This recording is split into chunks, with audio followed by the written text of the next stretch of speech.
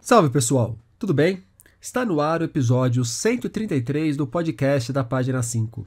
Aqui Rodrigo Casarim. Página 5 é também a coluna de livros que edito no portal UOL. Estou no Instagram como página.5, no Twitter como @rodcasarim e no Telegram, só procurar pelo grupo Página 5. A criação literária implica sempre um distanciamento da realidade tal como nos é apresentada. Eu diria que implica mesmo um repúdio a esse real. Em literatura, criamos mundos esquizofrênicos, resultantes de nossas obsessões.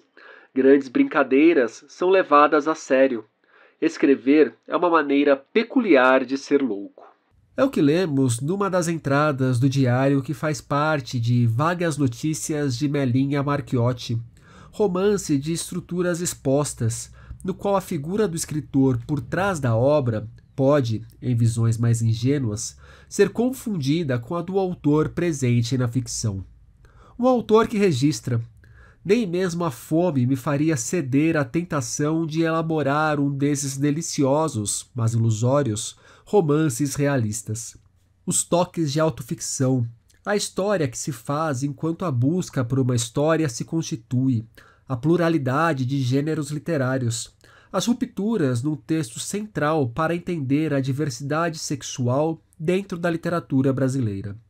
Poderia estar falando de uma obra publicada há pouco, mas Vagas Notícias de Melinha Marchiotti, um dos trabalhos mais importantes de João Silvério Trevisan, saiu originalmente em 1984 e retorna agora às livrarias. É o livro que está no centro do papo que bati com o Trevisan, nome fundamental na histórica luta pelos direitos da comunidade LGBTQIA+, no país. São de João também títulos como Ana em Veneza, que está para ganhar uma nova edição, Devassos no Paraíso, ensaios sobre como o sexo ajuda a contar a história do Brasil, e Pai Pai, pungente relato autobiográfico que não canso de indicar aos leitores. A presença do sexo na literatura, o gosto pela pornografia em detrimento do erotismo, a recepção ou a falta de recepção da obra, e o que Vagas Notícias de Melinha Marchiotti segue representando quase 40 anos depois do seu lançamento, são assuntos do papo que vocês ouvem agora. João Silvério Trevisan, muito obrigado pela presença aqui no podcast da Página 5. João, eu te convidei para esse papo. Poderia ter muitas desculpas para te chamar para conversar, olhando para a sua produção, que é bastante vasta, tanto na ficção quanto no ensaio, mas porque me chegou aqui em mãos uma nova edição de Vagas Notícias de Melinha Marchiotti. Li agora o Vagas Notícias, já conhecia a importância do livro, a fama do livro, e me pareceu que ele segue em boa medida tão ousado agora quanto que ele era ali em 1984, não? E eu não falo nem só pelo que a gente encontra ali em termos de cena, mas pela própria estrutura do livro. Fico feliz que você ache isso, porque eu estava estranhando que eu próprio, quando fui fazer a revisão, na verdade, não houve nenhuma modificação severa no livro, apenas adaptações ortográficas e tal, mas eu tive, de qualquer modo, que fazer a revisão, porque havia erros gráficos e ortográficos, não é? E eu fiquei, cara, muito impressionado. Eu falei, putz, se esse livro perturba ainda hoje, eu fiz o raciocínio um pouco oposto. Imagine na época, não é? O que significa que, de fato, ele ainda está um livro muito instigante. Isso me deixou muito impactado e, óbvio, muito, muito feliz e, ao mesmo tempo, eu te confesso, um pouco assustado, porque eu pensei, eu lutei tanto para que saísse essa segunda edição, que me foi presenteada pela Lívia Viana, da Record, que me convidou de uma maneira muito generosa. Se eu demorei tanto para lançar esse livro com tanta esperança, será que alguém vai ler este livro quase 40 anos depois? Porque ele continua muito provocador, ele continua muito incômodo. Não acredito que ele seja incômodo para a leitura. Eu acho que, apesar de toda a estrutura dele fragmentada, não é? Ele é um livro que você lê com muito sabor. Ele é um livro muito brincalhão, provocador, irônico, e é emocionante. Eu gosto muito do trabalho literário que eu fiz, da preocupação poética que eu tive o tempo todo com o livro, mas eu acho que, no conjunto, se você mistura o impacto da temática, o tipo de abordagem temática que beira a pornografia, não é? Com todas essas experimentações, digamos, literárias, eu fiquei um pouco preocupado com relação a isso, não é? Porque você quer que o teu livro seja lido. Eu não escrevi para ficar na gaveta. Agora, por outro lado, da maneira que eu fiz a pergunta e a maneira que você me respondeu, parece que a gente passa a impressão de que, porque a gente está 40 anos depois do primeiro lançamento, a gente já estaria numa sociedade que entenderia melhor as experimentações e entenderia melhor o conteúdo do livro do que aquela de 84. Mas, em certa medida, talvez a gente esteja numa sociedade hoje mais conservadora do que era aquela de 84, mais com pensamento político fechado, mais cheia de certezas do que aquela que fomentava a redemocratização. E talvez isso também se reflita na maneira como as pessoas se abrem para novas propostas estéticas, para histórias contadas sem ser com começo, meio, fim, tudo bonitinho. Não pode ser que seja um livro que seja até mais ousado para agora do que era para 84? Eu acho que podem existir, sim, alguns aspectos que fazem sentido a partir do ponto de vista que você está colocando. Mas, por outro lado, Rodrigo, o que eu tenho visto e que me surpreende é que eu encontro um público ávido. Por exemplo, quando o Eugênio Hirsch diz no meu Instagram, esse livro é maravilhoso, eu falo, caramba, mas o Eugênio conhece o meu livro? Eu não tinha a menor ideia, não é? De que isso estivesse ocorrendo. Eu tenho a impressão que há um público, não sei se um público muito mais amplo, mas certamente um público mais amadurecido para ler o livro. Se não um público mais amplo, certamente esse público que poderia estar interessado é um público, de fato, muito mais amadurecido. Ele está mais antenado. Eu recebo, pelas redes sociais, opiniões efervescentes a respeito do livro. Não são opiniões assim medianas, são sempre muito instigadas com relação ao livro. E isso, obviamente, me deixa esperançoso de que possa haver um tipo de, como é que eu diria, de compartilhamento daquilo que eu fiz.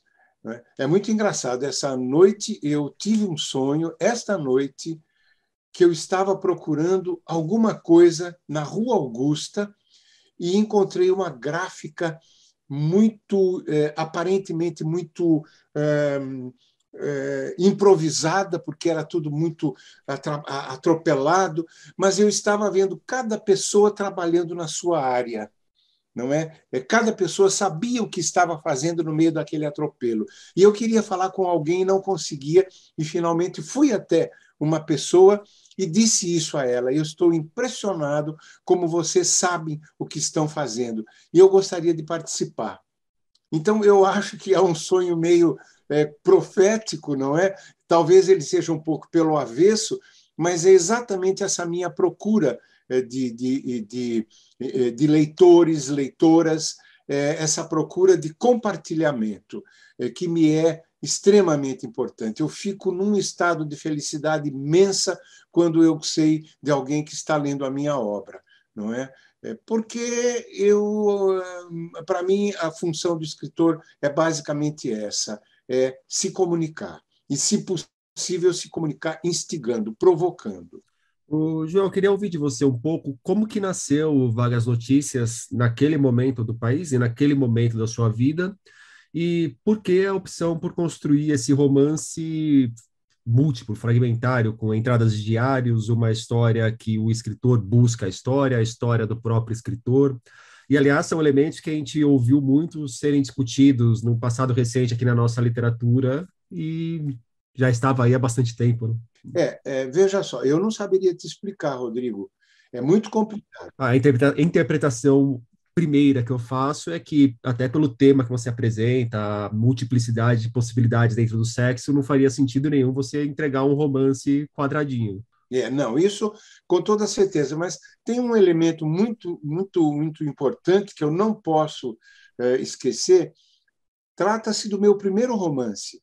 Na verdade, ele foi publicado após Em Nome do Desejo, mas ele foi escrito muito antes de Em Nome do Desejo.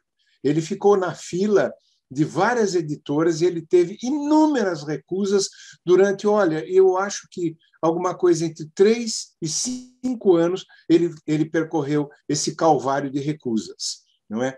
E só foi publicado por conta de uma pessoa abençoada, que é a Edla Van Steen, que teimou dentro da Global. Ela tinha um selo dentro da Global, e ela disse, não, eu quero esse livro, e brigou dentro da Global e publicou, e me deu todo o espaço possível, não é? Mas acho que o fato de ser o primeiro romance, eu entrei com tudo, com todas as minhas preocupações, com todas as minhas inquietações, na verdade, com relação a mim mesmo, ao meu tempo, à literatura, à poesia e à arte e à pornografia. É um elemento muito importante que até hoje me faz sentido. Eu estou fazendo a revisão do meu próximo livro, que é a segunda parte da trilogia do Pai Pai, e que se chama Meu Irmão, Eu Mesmo. É sobre o meu irmão, e, por outro lado, sobre alguma coisa que eu vou te adiantar, o meu HIV, não é? É uma primeira parte todinha sobre isso e a segunda parte sobre o adoecimento do meu irmão. E na primeira parte eu faço uma revisão da minha vida no período e abordo longamente a questão da pornografia. Como eu faço um histórico da minha preocupação desde que eu fui para o exílio nos Estados Unidos. Eu tinha um olhar muito preocupado com relação à importância da pornografia ou aquilo que se entende por pornografia. Eu pensava naquilo que eu chamo hoje uma pornografia poética, uma pornografia longe das fórmulas comerciais, sobretudo, mas uma pornografia que resgatasse o corpo, não é? Isso eu fiz em Vagas Notícias de Melinha Marchiotti. E isso me deixa muito feliz porque me diz respeito até hoje, não é, ao que eu estou buscando. Eu não abri mão daquilo porque aquilo realmente é um dos fundamentos da minha literatura. Na hora que você fala em pornografia poética, me vem à cabeça muita gente definindo o erotismo. Como que você vê a barreira entre um e outro, se é que existe? Eu não gosto do conceito de erotismo que eu encontro pela frente. Isso eu discuto no Meu Irmão, Eu Mesmo. Há um capítulo inteiro em que eu falo que a pornografia é a irmã pobre do erotismo, não é? E eu prefiro falar numa pornografia poética, porque a sensação que eu tenho do erotismo, ou a maneira como se usa o conceito de erotismo, é mais para botar panos quentes do que propriamente para dar importância àquilo que se poderia considerar erótico. Não é? Então, eu acho que o erótico está presente de uma maneira muito mais contundente na própria pornografia. Acho que o conceito de erotismo ele embute um pouquinho a ideia de que você tem que botar o pé no breque. E a pornografia ela não tem nenhuma intenção de fazer, digamos, essa castração erótica. Eu vejo, por exemplo, Pasolini. Pasolini é uma inspiração para mim. Não é? Pasolini percorreu esse caminho de uma maneira absolutamente radical até chegar no Saló, não é? Os 120 dias de Sodoma. E eu acho que é por aí que eu gosto de pensar. Não é? Eu agora estou vendo um autor francês que está sendo redescoberto, um autor, um cineasta gay chamado Philippe Valois. O Leroy é um ator. Philippe Valois, e é uma coisa espantosa, como ele já fazia em 1973, não é? Ele já fazia um filme com uma temática homoerótica e homoafetiva muito atrevida e muito radical. Então, eu não estou descobrindo a pólvora, na verdade. Eu fui formado, eu encontrei parceiros e parceiras, não é? E eu acho que em Vagas Notícias de Melinha Marchiotti eu tento juntar tudo isso. Por exemplo, eu tenho lá releituras de Jean Genet, eu tenho releituras de Marguerite Yourcenar, eu tenho um bocado de outras releituras de personagens que abordaram a temática homoerótica na literatura.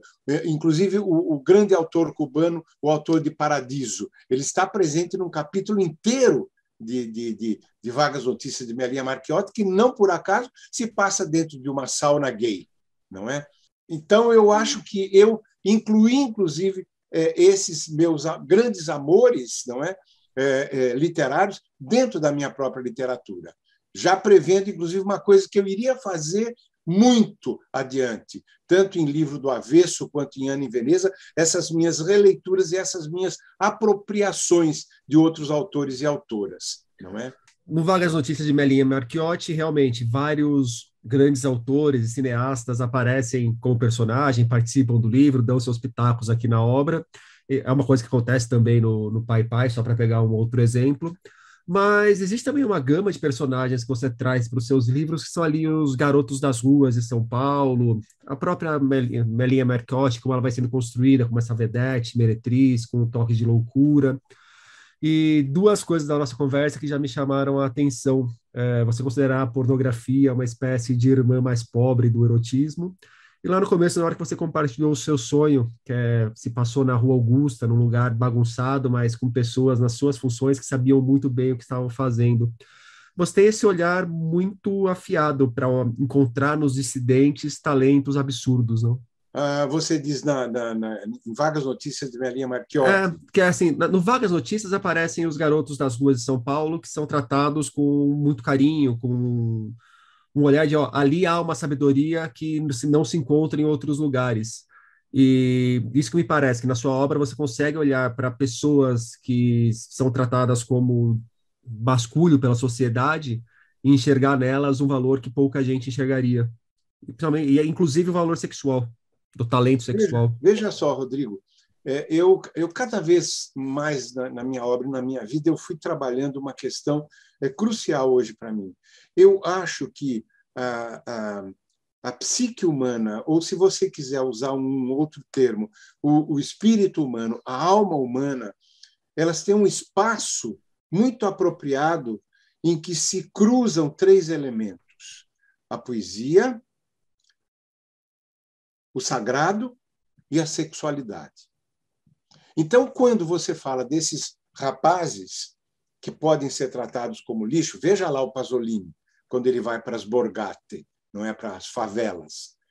Quando você fala disso, eu lembro imediatamente da sacralidade que está presente nessas pessoas no mesmo momento em que elas se comunicam comigo eroticamente e poeticamente.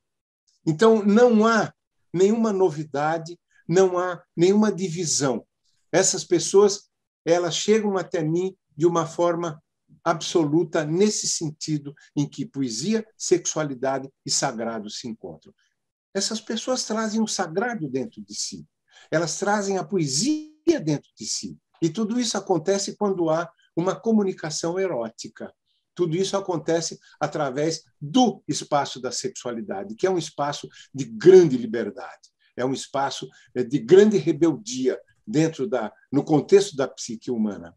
Então, eu acho que me alegra muitíssimo o fato de que eu possa ter ou esteja conseguindo trabalhar esses três elementos na minha obra e na minha vida. Talvez o sonho da Rua Augusta, seja exatamente isso. Eu estou juntando elementos aparentemente contraditórios que formam um todo, não é? E um todo absolutamente fundamental para a minha obra, para a minha vida, e que eu considero, inclusive, fundamentais para a vida humana, para a espécie humana, para a grandeza do ser humano, não é? Porque tudo isso é uma celebração da vida. Olhando para sua obra, me parece muito mais verossímil o sonho se passar na Rua Augusta do que se fosse no Shopping Guatemi. Ah, com certeza, com certeza, com certeza, não é? Porque eu acho que eu não tenho muita empatia por uma questão já de vivência.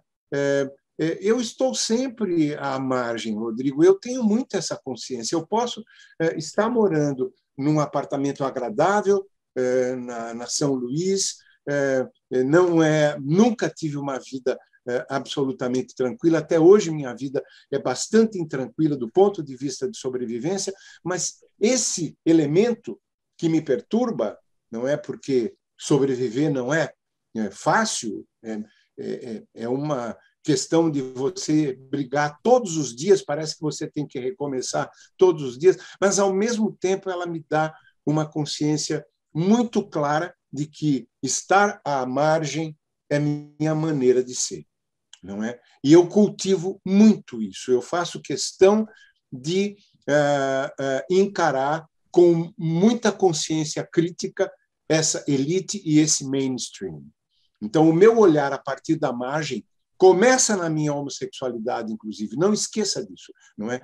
A minha consciência política, ela advém em grande parte do meu olhar das margens eróticas da sociedade, não é? Agora, essa questão do olhar crítico em relação ao mainstream me remete automaticamente também ao Jean-Paul Carraldo, que foi um pseudônimo que você inventou ali em 85 para analisar de forma crítica a própria obra numa resenha bem longa que foi publicada na Folha. Você pode contar um pouco como que foi essa história?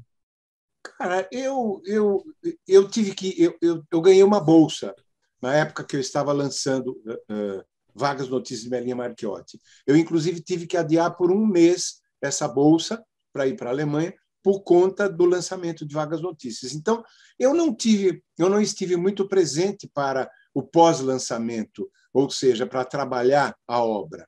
Quando eu voltei 9 meses depois, silêncio. E eu fiquei espantado e, ao mesmo tempo, furioso. Me lembro que eu tive uma conversa com o Inácio de Loyola no MIS, ele não se lembra, eu falei recentemente com ele, ele não se lembrou. Eu me encontrei com o Inácio no MIS, num lançamento de livro, e comentei esse fato com o Inácio. Eu tinha acabado de chegar da Alemanha e falei, pô, Inácio, eu chego aqui e é um silêncio total sobre Vagas Notícias de Melinha Marchiotti. O que é isto? Eu lancei um livro que eu esperava que houvesse pelo menos um escândalo que fosse o mínimo que eu pudesse receber. Mas eu recebi silêncio absoluto, não é? E ele me disse, Trevisan, se você escreveu um livro com esse impacto, você vai ter que esperar 50 anos para a compreensão desse livro. Tudo bem, não foram 50 anos, mas foram 40 anos, não é? Que eu comecei a ter agora uma certa compreensão. Mas, na época, eu resolvi, então, não tem crítica literária para o meu livro, pois eu vou criar um crítico. Não é? E criei o Jean-Paul Carraldo, não é? Que já está na capa da primeira edição do Vagas Notícias, fazendo uma análise fake, uma análise apócrifa do meu livro. Por quê? Jean-Paul Carraldo já é um personagem de Vagas Notícias de Melinha Marchiotti. Era essa a minha ideia, não é? Porque o livro inventa histórias entre Dostoiévski e Bakunin, cartas entre Freud e Thomas Mann. Tem várias coisas apócrifas ali, não é? Que me permitiam criar essa crítica que não existia. E aí eu cheguei para a editora do Folhetim, não é? Um caderno da Folha de São Paulo, na época, que era minha conhecida, e propus a ela, você quer lançar essa crítica apócrifa, essa provocação que eu estou fazendo à crítica literária no Brasil? E ela ficou tão entusiasmada que ela resolveu fazer um número inteirinho com críticos apócrifos criados por vários personagens. Me lembro que o Caio Fernando estava lá, o Inácio de Loyola, Márcio Souza, estavam todos criando seus críticos. Mas o meu crítico Jean-Paul Carrardot. A minha crítica era a única crítica realmente severa, séria a respeito. Os outros eram todas gozação clara, não é? E a minha era uma tentativa de dizer, olha, o meu livro é isto, não é? Então, Jean-Paul Carrardot, para mim, é importante no sentido de apontar uma crítica a essa crítica literária, não é? Que até hoje ela peca muito, até hoje, não é? Apesar de andar atrás dos modismos, como sempre andou, não é? Cada vez mais ligada a isso, mas até hoje ela peca. E por quê? Eu acho que, na época, eu peitei um pouco essa situação.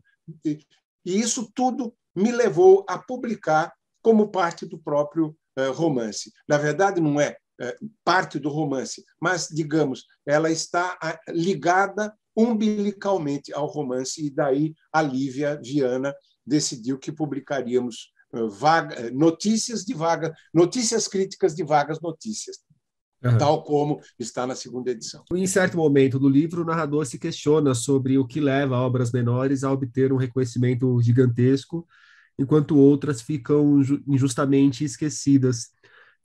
De certa forma, ali no próprio texto do Vagas Notícias já tinha um pouco da semente desse movimento, não? Sim, porque eu conheço e conhecia já na época esses detalhes de, digamos, injustiças ou esquecimentos, o que nós chamamos hoje de apagamentos, não é? O conceito de apagamento, obviamente, tem um elemento um pouquinho diferente, que o apagamento tem alguma coisa de proposital, não é? Tem alguma coisa, você silencia propositalmente. Essa porcaria não me interessa, você não se deixa instigar por aquilo que te provoca. Então, você cria uma muralha diante dessa obra. Então, eu acho que eu já tinha muitas informações. Me lembro, por exemplo, da minha consciência do tratamento que se dava em certos setores críticos ao próprio Jorge Luis Borges, porque era de direita, não é? Eu tinha um namorado, eu conto isso, eu acho que no Pai Pai, namorado no México, professor universitário, que quando soube que eu estava lendo Jorge Luis Borges, me disse, ou Borges ou eu. Eu disse, eu fico com o Borges. E acabamos o namoro, porque para ele era sério e para mim também, era uma escolha, não é? E o mais interessante é que a leitura do Borges me foi indicada pela esposa de um ex-reitor argentino que tinha fugido da Argentina por perseguição da AAA, que era uma milícia militarizada de direita que estava matando expoentes da esquerda argentina naquele período dos anos 70. E eu me encontrei com esse casal em casa do Francisco Julião, em Cuernavaca. E ela me falou que estava lendo Jorge Luis Borges e eu disse, eu não leio reacionário. Todo, não é, metido, esquerdão, mitidão, não é, esquerdão de botequim. E ela me disse, olha, na verdade eu também pensava assim, mas experimente ler Jorge Luis Borges que você vai levar um susto. E foi exatamente o que aconteceu. Eu agradeço muitíssimo a ela. Nunca mais nos encontramos, mas ela é inesquecível, tanto que eu fiz um conto inédito sobre essa cena. Sabe, só nada a ver com o livro, nem o que era o cerne do nosso papo, mas me lembrou que esse final de semana eu estava lendo um livrinho, acabou de sair aqui, deixa eu ver se ele está por perto, está por perto. Esse Gabriel Garcia Marques, Mário Vargas Llosa, Duas Solidões, que é de um papo entre o Llosa e o Gabo, em 67. E o Gabo, ele fala que o Jorge Luis Borges é o escritor que ele mais gosta e odeia ao mesmo tempo. E ele faz uma defesa do Borges como um reacionário enquanto pessoa, mas que não é o autor de uma obra reacionária. Então, de modo algum. Me lembrou muito esse momento do livro aqui, o que você acabou de falar. E Nelson Rodrigues, cara, você quer alguém mais provocador e instigante e subversivo? Tanto que em Devassos no Paraíso, eu cito a obra do Nelson Rodrigues como um dos elementos mais contundentes diante da questão homoerótica no teatro brasileiro. Não é? Ele é absolutamente... Você pega Toda Nudez Será Castigada, é uma subversão do começo ao fim. Não é? Então, isso tudo, até hoje, me dá maior importância, talvez tenha a ver um pouco com as minhas raízes anarquistas, já desde o seminário, não é? Que eu estudei num seminário muito avançado. Eu não gosto de fazer essa divisão de manuais. Eu não me interesso por manual, não é? Catecismo, que tem que me dizer, você tem que fazer isso. Por favor, não me venha com essa história. Não é? Porque eu vivi dentro da Igreja Católica e eu consigo cheirar de longe um dogma. Eu não estou afim de dogma. Dogma não tem nada a ver com a minha liberdade. É o oposto da liberdade, em particular do meu conceito de liberdade. Então, todas essas questões são cruciais, não apenas para a minha literatura, mas para a minha vida. Jorge Luis Borges é uma das minhas paixões, não é? Assim como José Lezama Lima, não é? Que foi perseguido, terrivelmente perseguido pelo castrismo. Então, eu não tenho nenhum receio em polemizar com relação ao que existe dentro dos manuais. Não é? Os manuais são uma maldição para quem rejeita a sua liberdade, para quem não quer pensar. Eu prefiro a consciência política crescendo fora dos manuais. João, você falou do Devassos do Paraíso, que eu acho um baita livro sobre a formação do país pela ótica sexual, um caminho muito original para se entender o Brasil. E olho para sua ficção também, é evidente que a forma que o sexo e a repressão sexual são apresentadas nas suas obras mostram muito da constituição da nossa sociedade. Em que momento da carreira, se é que houve um momento racional, você decidiu que se apoiaria no sexo para construir tanto a ficção quanto o trabalho ensaístico e por meio dele ia interpretar o que acontece ao nosso redor? Não houve nenhum momento, Rodrigo, porque não houve nenhum momento em que eu decidi, porque para mim, na minha cabeça, essas coisas todas estão juntas. Eu te mencionei o espaço que eu considero na psique humana ocupado, o mesmo espaço ocupado por poesia, sacralidade e sexualidade. Não é? Eu acho que essas coisas sempre estiveram comigo fermentando e estão fermentando cada vez mais. Não é? Então, é muito natural para mim escrever, por exemplo, um livro como Em Nome do Desejo, ou escrever contos em que a temática homossexual é usada como uma lente para olhar o mundo. Me lembro o choque que eu tive quando um crítico acusou meus contos, no Troços e Destroços, de que no João Silvério Trevisan o grande problema é saber onde começa o escritor, onde acaba o militante e onde começa o escritor. Eu não consegui entender como assim o militante e o escritor. Eles estão todos juntos e, ao mesmo tempo, cada um cumpre o seu papel.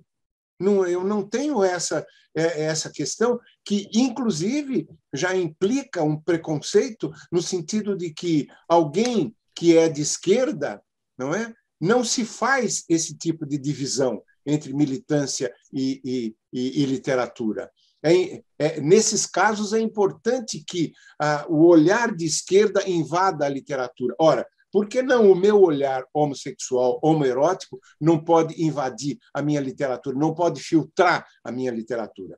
Não é? Agora, o que se entende por militância, neste caso, é um conceito preconceituoso, não é? Na verdade, é um pré-conceito, porque supõe que eu esteja fazendo proselitismo. Eu era acusado de proselitista, frequentemente acusado e censurado como proselitista, não é, da homossexualidade. Por quê? Porque eu não botava panos quentes, eu não fazia erotismo. Eu tinha um olhar pornográfico sobre aquilo que eu considerava legítimo para mim e para a minha sexualidade. Então, Rodrigo, não há um momento em que isso foi decidido. Para mim, até hoje, é crucial. E é crucial um olhar a partir da sexualidade, inclusive sobre a política. O que é que está acontecendo hoje no Brasil? Mas a minha próxima pergunta, Eric, como que você olha para o complexado sexual em Brasília, o imbrochável, o machão, que confunde o sagrado com o macabro?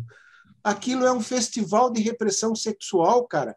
Aquilo é muito doentio. Aquilo é um cultivo da doença antissexual. Só existe doente antissexual naquele espaço. E cultivadamente. É uma doença cultivada. Não há outra coisa a dizer. O imbrochável é o maior grito de independência de quem é preconceituoso e de quem é reprimido. Quando o Bolsonaro puxa aquele coro, ele puxa um coro que, na verdade, usa a palavra errada. Ele está dizendo: viva a repressão sexual, viva a repressão sexual, viva a repressão sexual.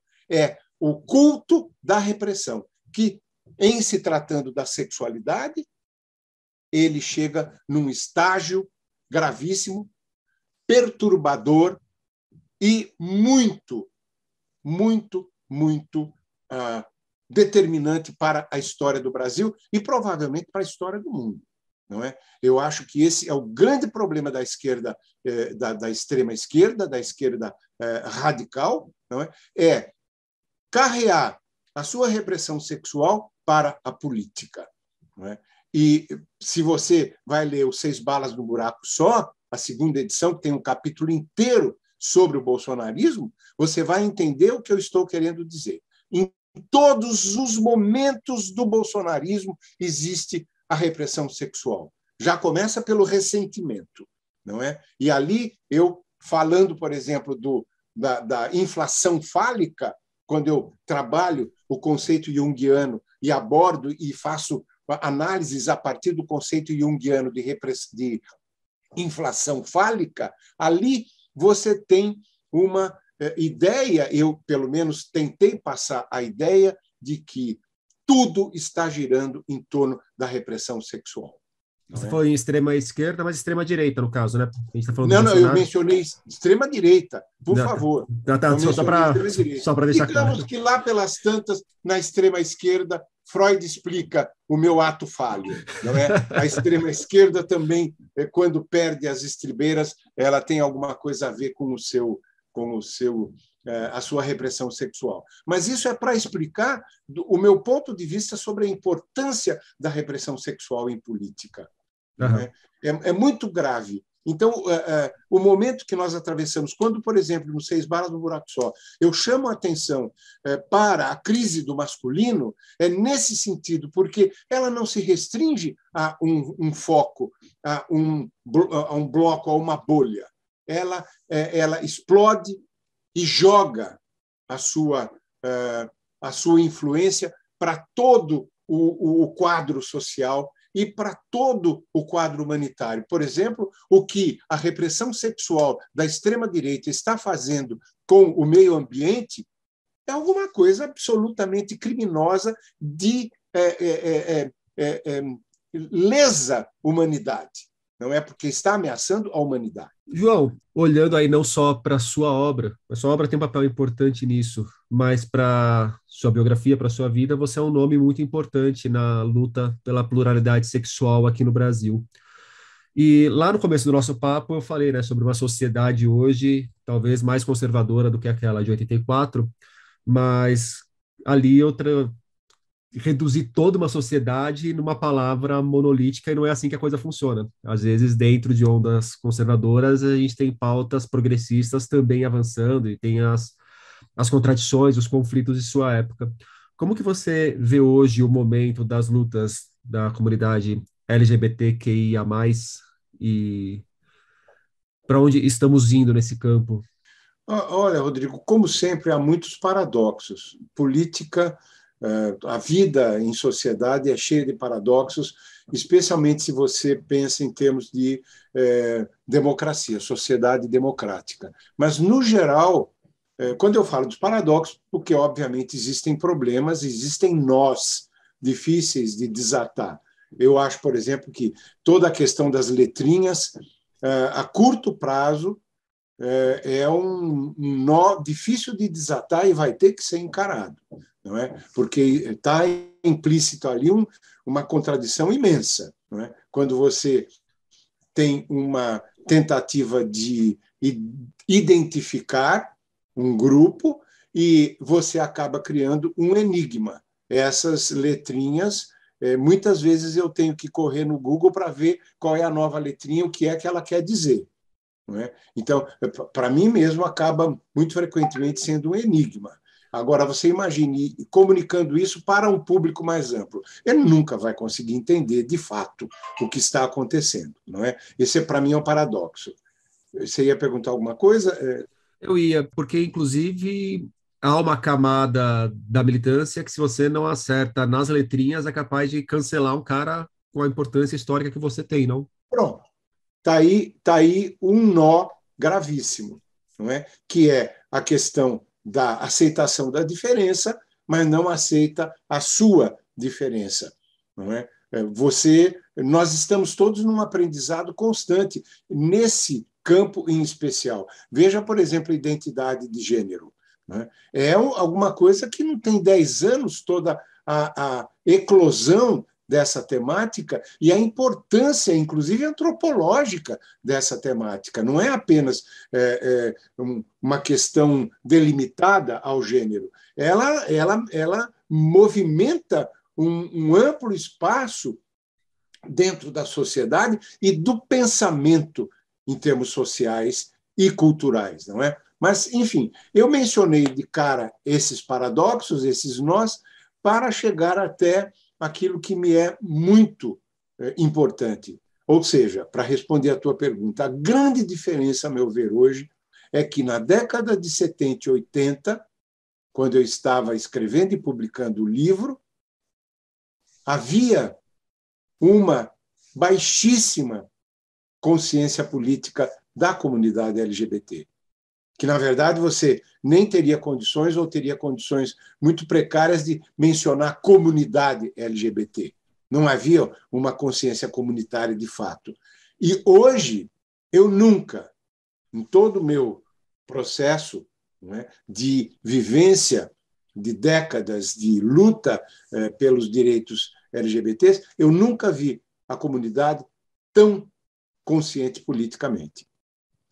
Eu acho que existem muitos cruzamentos favoráveis que permitiram o crescimento dessa consciência.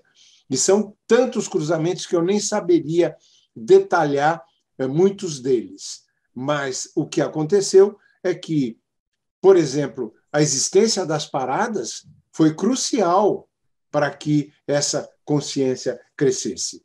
Não é? Eu acompanhei um pouco a evolução das paradas e peguei desde a parada em que mulheres colocavam papel de supermercado na cabeça, com buracos nos olhos e no nariz e na boca, para poder respirar, mas desfilavam assim na parada. Eu participei de uma parada assim, por exemplo, em Porto Alegre, não é? Lá no começo dos anos 90, meados dos anos 90, porque havia um real perigo, um real receio de que pudesse haver repressão social caso você expusesse a tua cara. Em São Paulo, nas primeiras paradas, que além do número ser muito pequeno de participantes, você encontrava, mesmo depois que a coisa começou a aumentar quantitativamente, muita gente de óculos escuros para tentar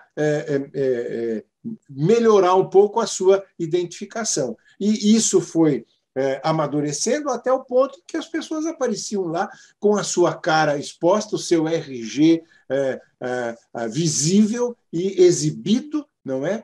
Para que todos pudessem saber que havia uma população no Brasil que estava exigindo a sua visibilidade e um tratamento mais adequado e mais democrático dentro de uma sociedade que se queria uma democracia, não é? Então, uma ida, por exemplo, às paradas, é um mergulho na consciência política do Brasil que nós não tínhamos no século XX. Não é? É uma nova população que emerge democraticamente no contexto de uma sociedade democrática e que faz exigências absolutamente legítimas e viáveis dentro dessa sociedade e que está disposta a brigar por isso. Então, para mim, essa diferença é crucial. Eu, quando vou às paradas atualmente, eu fico muito emocionado porque eu me coloco nesse contexto histórico, retroativamente, inclusive. E eu acho tão bonito quanto importante isso que você acaba de falar, porque traz a dimensão de que, por mais que a gente não atinja o ideal que a gente sempre busca atingir com as nossas lutas, tá aí um caso de que em décadas a gente teve uma evolução, acho que dá para usar essa palavra, evolução da sociedade em relação à causa LGBT, que você vê na prática como melhorou para esse público, não? Exato, exato. Se a gente tem hoje vereadora trans, se a gente tem hoje gente no Senado que se assume homossexual, isso é consequência dessas lutas. Senão essas pessoas não poderiam se assumir e não ocupariam esses espaços. Exato. E olha, Rodrigo, você tem hoje uma criatividade, uma poética trans, por exemplo. Eu estava vendo um pouco do Rock in Rio, o que havia de presença LGBT e trans ali, quando Lineker, por exemplo, está cantando, quando Ludmilla está cantando e grita aqui é a festa da favela, pô, cara, aquilo por si só é uma lição de política.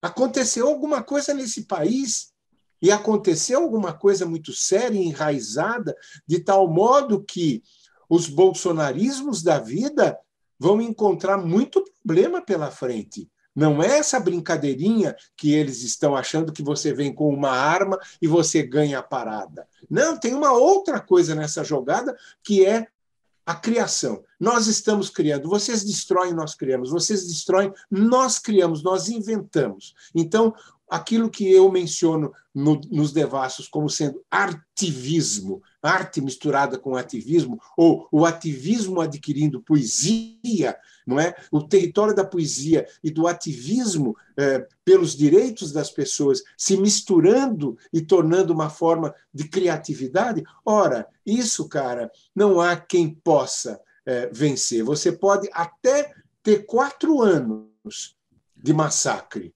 mas não tem condições, porque você é vocacionado para destruir. E quem destrói está vocacionado para se autodestruir. Se você só sabe destruir, você vai destruir o teu entorno e vai destruir a si mesmo. Aliás, você destrói porque você é um niilista, porque você é um suicida não assumido. Você visa a sua própria destruição.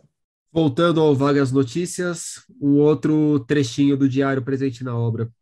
Falei da contradição entre escrever e viver, como se um tomasse o espaço do outro. Me abate enormemente a incapacidade de me realizar na literatura e, ao mesmo tempo, de sobreviver. Você já falou que até hoje não é fácil fechar as contas, mas você está com 78 anos, vida existe. E na literatura, João, você se realizou? Muito, muito. Eu queria Muito. que agora, um dos raros momentos em que eu queria que o podcast realmente tivesse imagem para as pessoas verem como seu olho brilhou. Pois é, muito, e muito porque eu estou ainda fazendo literatura com muito encantamento. Não é? Eu sou capaz de acordar à noite para vir escrever alguma coisa aqui. Não é? Eu estou trabalhando em 2 livros atualmente. Meu irmão, eu mesmo, que é a segunda parte da trilogia começada com Pai Pai, não é? E o Viagem a Veneza, que deve sair o ano que vem, que é o processo de produção de Ana em Veneza. A Alfaguara me propôs publicar uma nova edição de Ana em Veneza o ano que vem, não é? Numa caixa junto com o livro Viagem a Veneza, que é a minha viagem interior, inclusive, não é apenas essa viagem que de fato foi feita, não é? Muitas viagens para para a escritura do livro, mas a viagem interior que foi espantosa para mim. Então, eu estou escrevendo esses 2 livros, para você ter ideia. Eu tenho um novo livro de contos pronto. Eu tenho os meus poemas todos que eu estou reunindo, não é? Que são muitos. De modo que, cara, eu fiz uma escolha no passado. Eu vou ser pobre, mas vou ser escritor. Eu vou ser pobre para poder ser escritor. Eu vou dar primazia, eu vou dar espaço prioritário à minha literatura. Quando eu fui escrever Ana em Veneza, eu fui para um apartamento absolutamente podre, uma região perigosa de São Paulo, que era uma região do Bexiga, não é? Em que a minha vizinhança me ameaçava. Enfim, havia vizinhos que eram totalmente raivosos, não é? E que viviam nesse espaço de ódio. Mas, para mim, era importante. Foi ali que eu escrevi Ana em Veneza, porque eu pagava um aluguel baixíssimo, não é? E eu fiz essa escolha. Então, só para te dizer que literatura e vida finalmente se encontram, ainda que não seja uma situação ideal. Não é? Quando eu falo em literatura, eu penso, inclusive, naquilo que eu não consegui escrever. Os meus roteiros, não é? Eles estão engavetados, eu tenho um monte de roteiros. Eu estou trabalhando com um produtor que está querendo fazer um filme a partir de um roteiro meu. Não é? É uma coisa muito experimental. Ontem ainda tive uma reunião com ele. Não é? Então, eu acho que a literatura ela pode se mesclar com a vida. E é uma mescla muito cheia de luz. Daí porque meus olhos brilharam. O Matheus Moraes, um dos nossos ouvintes, ele perguntou quando que vai rolar a reedição dos outros livros que estão fora do catálogo, e ele queria saber especialmente do Ana em Veneza. O Ana em Veneza você já respondeu. E os outros voltarão? Os outros, a Lívia Viana, da Record, está realmente cuidando disso. Viu? O ano que vem deve sair nova edição do Em Nome do Desejo pela Record, não é? Enquanto a nova edição de Ana em Veneza sai pela Alfaguara. Então, eu estou trabalhando para essas coisas saírem, ao mesmo tempo saem coisas novas. Por exemplo, vai sair minha primeira novela, que até hoje é inédita, escrita em 1979, quando eu ainda trabalhava no Lampião. Era uma novela que foi escrita para sair junto com uma novela do Darcy Penteado e outra do Agnaldo Silva, e que nunca foi publicada porque a editora Esquina do Lampião fechou, não tinha condições de publicar. Então, vai sair agora pela editora O Sexo da Palavra, uma pequena editora de Minas Gerais, que vai publicar esse meu livro que se chama Os 7 Estágios da Agonia. É uma novela, é um conto maior, um romance menor, não é? Em tamanho, em termos de tamanho, mas que essas coisas estão desovando, estão desaguando. E como que foi voltar a um texto de 79? Ao de 84 você já falou, mas 5 aninhos de diferença... Eu voltei, fiz pouquíssimas modificações, mas muito poucas. É um texto muito complexo, porque é totalmente experimental, a partir de uma temática homoerótica, muito provocadora, não é? Extremamente provocadora, ao mesmo tempo em que eu verto essa provocação também no texto literário. Então, você tem vários extratos narrativos se entrelaçando, e você tem uma coisa teatral misturada com a questão literária, toda uma estrutura teatral misturada com a estrutura literária, e uma meditação sobre a morte, que é um tema que me persegue, não é? Essa tentativa de desvendar como é que a gente pode se relacionar com o nosso fim. E por falar nisso, a gente está tendo essa conversa poucas horas ou poucos minutos depois, pelo menos, de eu ficar sabendo da morte do Godard. Você viu essa notícia? Exato. Sim. Acabei de ver. E eu li agora há pouco que foi uma opção pelo suicídio assistido. Faz todo sentido. É muito simbólico, né? A gente ter um Godard tendo a opção de dar cabo na vida por um suicídio assistido, e é um debate que deveria estar muito mais presente na sociedade que está no século XXI, do que se o presidente é imbrochável ou não, ou qual o papel da Bíblia dentro da política, né? Exatamente, exatamente. É lamentável que isso. Bem, isso nós temos coisas muito mais tranquilas que não conseguem ser debatidas de uma maneira adulta no Brasil, por exemplo, a questão do aborto, não é? A questão do feminicídio. Até hoje você tem. Todos os dias você abre o jornal, você tem feminicídio. Cara, o que é isto? Que país é este? O que é que aconteceu? O que acontece com essa história brasileira em que a escravatura até hoje continua, cara? Todo o processo de escravização continua estruturalmente. É muito perturbador isso, não é? Então, eu acho que é perturbador, inclusive no sentido de que, olha, não dá para ficar sentado. A luta continua, porque a briga é pesada. A briga é pesada. E é uma briga que tem que acontecer num contexto que permita esse embate de uma maneira justa e uma maneira pacífica. Mas há uma luta em processo, que é a luta por uma sociedade democrática. Ela abrange tudo isso. O João, voltando numa entrevista que eu fiz contigo em 2018, na época do lançamento do Pai Pai, e que saiu no jornal Rascunho, ali você me falou o seguinte: o único balanço que posso fazer da minha obra é que eu sou muito injustiçado na literatura brasileira. Se mantém isso? Se mantém nesse tom? Yes, se mantém. Eu estou muito feliz com a minha literatura, mas eu não estou feliz com o reconhecimento que eu mereço. Eu não tenho nenhum receio em dizer isso, Rodrigo. Durante muito tempo, eu até achei que eu devia botar o pé no breque, apesar de brigar. Eu sempre fui brigão para mostrar que a minha literatura tinha um compromisso muito grande comigo, com a minha vida, com a minha existência e com o meu papel enquanto cidadão brasileiro. Não é? Nunca deram a importância devida, pois agora eu estou exigindo. Por favor, prestem atenção num cara chamado João Silvério Trevisan, que vocês desprezaram até agora. Eu não vim aqui para ser desprezado, eu vim aqui para ajudar a discutir um país. Essa é a minha função enquanto escritor. E para colocar a minha inteligência e a minha criatividade à disposição do meu tempo. Eu não quero ficar para daqui a 50 anos. Outra do Matheus Moraes. Como você lida com o trânsito entre o ensaio e a ficção? Deliciosamente bem, cara.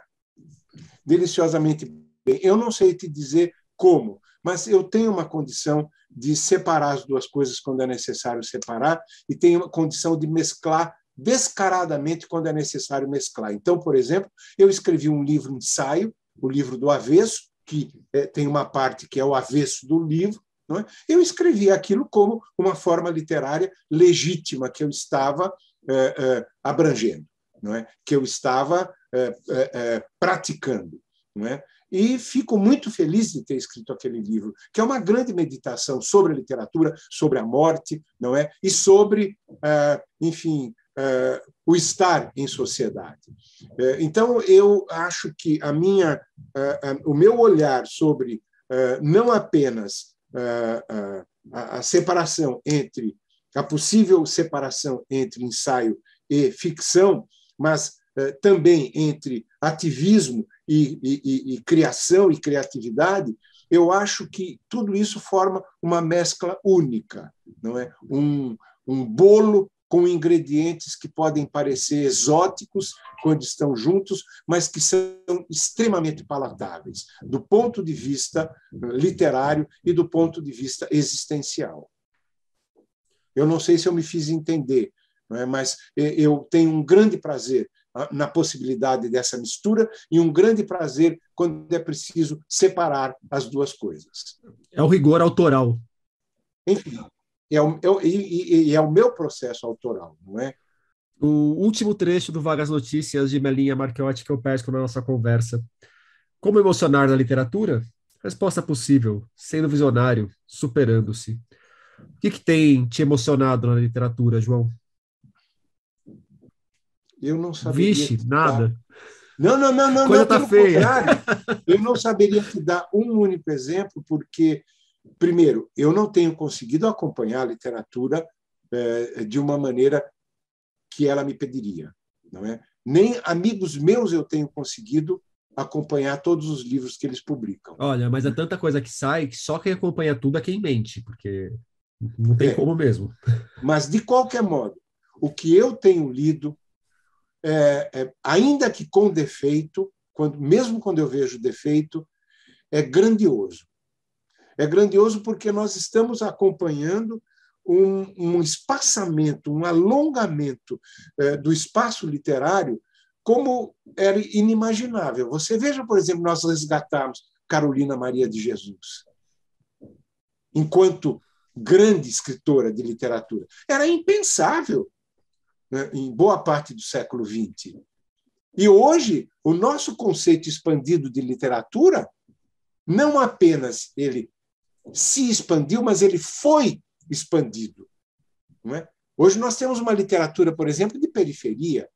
Veja só, eu não estou falando de um ponto de vista demagógico, eu estou falando de um ponto de vista poético, um ponto de vista da poesia.